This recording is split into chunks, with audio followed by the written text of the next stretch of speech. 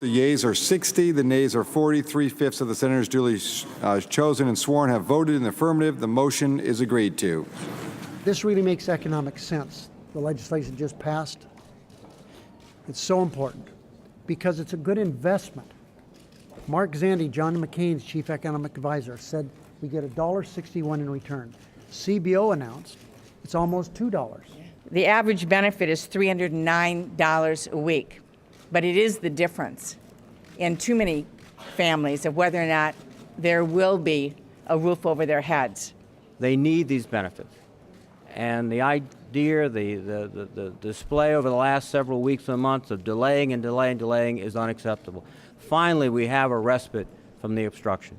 We're happy to have the newest and the youngest senator here with us today.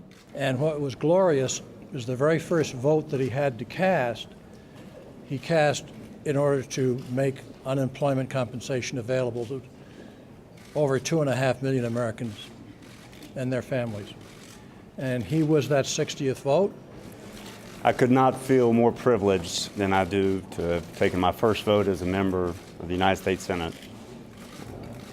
Have it be a vote that helps millions of Americans and over 12,000 West Virginians who are still looking for work as the economy continues to turn around. These are real issues that affect real West Virginians and real Americans in very real ways, and I feel privileged to have played a small role helping to move this legislation forward. Obviously, no one can replace Senator Byrd, nor can anyone really hope to fill his shoes, but I feel privileged to have the opportunity to try to emulate his work ethic and his commitment to the law, to this body, and to the state of West Virginia. Don't let it be said that one vote doesn't make a difference. One vote made a difference today for millions of Americans who have been out of work waiting for their unemployment benefits. It shouldn't take the slimmest of margins to do what is right. We've seen our constituents fight through this crisis. They haven't given up, so we couldn't give up on them.